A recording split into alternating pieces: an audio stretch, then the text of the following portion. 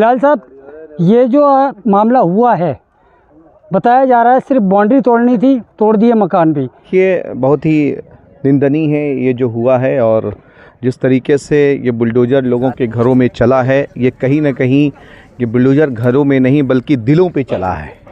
और जिस तरीके से खून पसीने की कमाई से एक मज़दूर अपने आशिया को बनाता है, और जिस तरीके से सरकार और सरकार के लोग कथाकथित प्लानिंग के तहत ये मकान, ये एरिया तोड़े गए हैं, ये कहीं ना कहीं ये दर्शाता है कि कहीं ना कहीं लोगों के साथ गलत व्यवहार किया जा रहा है। लेकिन सवाल उठता यह है कि हमारे एरिए में तकरीबन 24 घंटे हो चुके हैं, उससे ज़्यादा हो चुके हैं, जो एरिए के रिप्रेजेंटेटिव अभी तक नदारत हैं, चाहे वो सांसद महोदय के तौर पे हो, चाहे एमएलए महोदय के तौर पे हो, या पार्षद महोदय के तौर पे हो। कोई अभी तक यहाँ पर किसी से कुछ पूछने भी नहीं आया है। चलिए, कोर्ट की तरफ से ऑर्डर था कि आपको तोड़ना है, इंक्रोचमेंट करना है, मैं उनका सम्मान करता हूं। लेकिन जिस तरीके से कोर्ट आप कंडक्ट किया गया है, दीवार तोड़ने के लिए कहा गया था, यहाँ पर उन मकानों को भी तोड़ा गया है जो उन मकानों के अंदर पिछले कई सालों से लोग रह रहे थे। उनको बाकायदा ज़बरदस्ती निकाला गया है, और कहीं न कहीं निकाल के उनका वो अपना सामान भी नहीं निकाल पाए हैं। अभी हम रास्ते में आ रहे हैं तो एक साहब अपनी प्रेरणा बताया कि बिलाल भाई अपना सामान भी नहीं निकाल पाए हैं। तो कहीं ना कहीं ये दर्शाता है कि गवर्नमेंट की जो गवर्नमेंट में लोग जो बैठे हुए हैं उनके इरादे अच्छे नहीं हैं।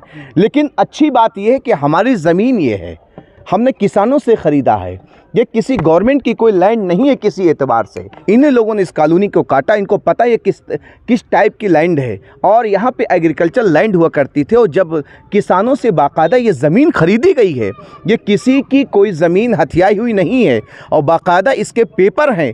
लेकिन उसके बावजूद एसडीएम ने जिस तरीके से कल जो क्रूरता और जो उसने काम किया है, ये कहीं ना कहीं दर्शाता है कि वो गरीबों को परेशान करना चाहते हैं, और कहीं ना कहीं गरीबों को मकान को उजाड़ना चाहते हैं। मैं एक बात ये भी कहना चाहता हूँ, यहाँ पर सरकारी बिल्डिंग भी है, ज़्यादा दूर नहीं, आधा किलोमीटर की दूर पे सरकारी बिल्डिंग है। और यहाँ पे आप देखेंगे कि एशिया का इको पार्क बन रहा, जो कि बहुत बड़ा पार्क बन रहा है। और हमें तो ये पता चला है कि ये ज़मीन कहीं ना कहीं वो अडानी को देने की प्लानिंग चल रही है, और यहाँ पे बड़े बड़े होटल्स बनेंगे, और इसी तरीके से यहाँ पे हाईवे पास हुआ है। क्या ये सब चीज़ें, अगर हमारा एरिया ओजोन का है या हमारा एरिया इलीगल है, क्या गवर्नमेंट का कंस्ट्रक्शन वहाँ पे अलाउ हो सकता है? बिल्कुल नहीं हो सकता है। तो आखिर कहीं ना कहीं हम ये कहना चाहते हैं कि हमारी ज़मीन जिस तरीके से लोगों ने अपने खून पसीने की कमाई से इसको लिया है, हासिल किया है, इसको कब्ज़ा करने की कोशिश न की जाए। सब लोगों ने बाकायदा ज़मीन ख़रीदा है। इस ज़मीन को हथियाने के लिए कई सारे लोगों ने बहुत सारा तरह से प्लानिंग करी है, लेकिन क्योंकि सच्चे हम लोग थे, ज़मीनें हमने खरीदी है, ज़मीनें हमने कहीं चोरी नहीं की है, तो वो अपना वापस चले गए। लेकिन इस वक्त कुछ ऐसे लोग हैं जो कॉलोनी, जो कि एरिया में रहते हैं, और उसके ज़रिए से हमारी ज़मीन को एसडीएम के ज़रिए से, मैं खुल के कहना चाहता हूँ, एसडीएम के ज़रिए से और यहाँ के प्रशासनिक ज़रिए से हमें डराकर धमकाकर इस ज़मीन को हथियाना चाहते हैं। लेकिन कहने का मतलब, ये ज़मीन एक उन लोगों की जो 50 गज, 100 गज, 150 गज, 40 गज मकान लोगों ने बनाया हुआ है। यहाँ पर कोई ज़मीन, कोई कहे यहाँ पे 100 बीघे, 122 बीघे, कोई ज़मीन ही नहीं है यहाँ पे। इस तरह की लोगों ने अपना मकान यहाँ पर बना लिया है। लोगों की अपनी अपनी ज़मीनें हैं। जो इस तरह की प्लानिंग की जा रही है, वो कहीं ना कहीं हम कोर्ट पे यकीन करते हैं, कोर्ट हमारा साथ देगा। और कल हम लोग आनंद फानंद कोर्ट भी पहुँचे हैं। वहाँ पे जो इंक्रोचमेंट के नाम पे हमारे मकान तोड़े गए हैं, एसडीएम साहब को वहाँ तलब भी किया जाएगा, उनको बुलाया भी जाएगा, और इसके खिलाफ हम लोग स्टे भी ले रहे हैं। लेकिन बात यह है कि ज़मीन हमारी, पैसा हमारा, खून पसीने से हमने ख़रीदा है, और किस तरीके से इस बिल्डिंग को ज़मींदोज़ कर दिया गया। सामान तक तोड़ दिया सबका। नहीं, सामान तो छोड़िए, अगर लोग अंदर होते, हो सकता है उनको भी बिल्डिंग उन्हीं के ऊपर ढा दी जाती।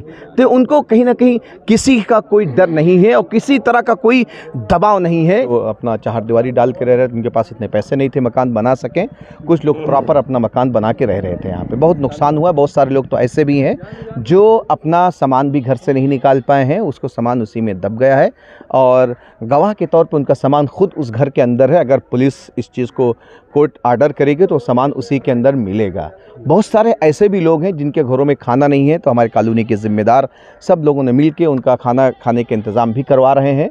हमारे भाई ने अभी बताया है। तो अभी हम लोग इन चीज़ों को भी देख रहे हैं, लेकिन दुर्भाग्य ये है हमारी कि बात में फिर ही कहना अफसोस है कि हमारे एरिया के रिप्रेजेंटेटिव जो हैं वो पूरी तरीके से नदारद हैं और पूरी तरीके से गायब हैं।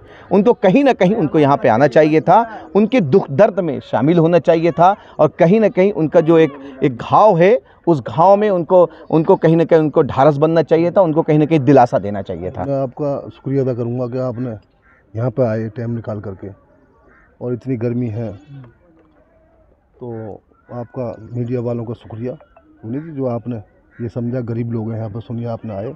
लेकिन मैं हाथ जोड़ के गुजारिश करूँगा हमारे आदरणीय रामवीर सिंह बिधूड़ी जी, विकास पुरुष, उनसे मेरी गुजारिश है कि आपके होते हुए, और मैं जानता हूँ आपको नज़दीकी से कि आज आपकी यहाँ ज़रूरत है गरीब लोगों की, सुनिए, और आपका बहुत बड़ा रुतबा है, आप चाहें तो ये मदद कर सकते हैं और आप करें। मैं आपसे हाथ जोड़ के गुजारिश कर रहा हूँ, आदरणीय रामवीर सिंह बिधूड़ी जी, विकास पुरुष, अब देखो उन्होंने कितना अच्छा काम कर रखा है यहाँ पर। अब उनके पास तक खबर पहुँची न पहुँची, मैं आपके मीडिया के माध्यम से मैं कहना चाहता हूँ कि वो यहाँ पर आएँ, देखें, और आप बहुत कुछ कर सकते हैं।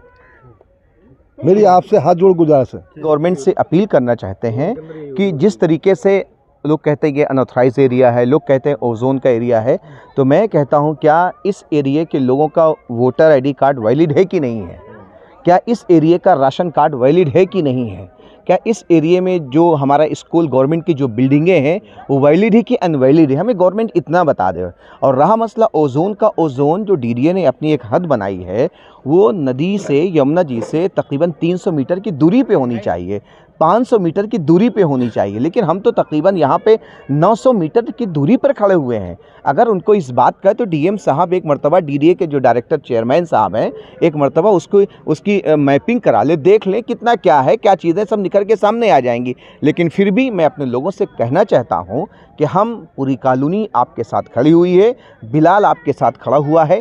लीगल जितनी भी लड़ाई होगी, कल हम शाहिद एडवोकेट साहब, हम उससे भी मिले हैं, कॉलोनी भी बुलाए थे हम उनसे, और जो इंक्रोचमेंट के नाम पे घर तोड़े गए हैं, एसडीएम के खिलाफ बाकायदा एफआईआर भी करवाई गई है और उनको वहाँ बुलाया भी जाएगा।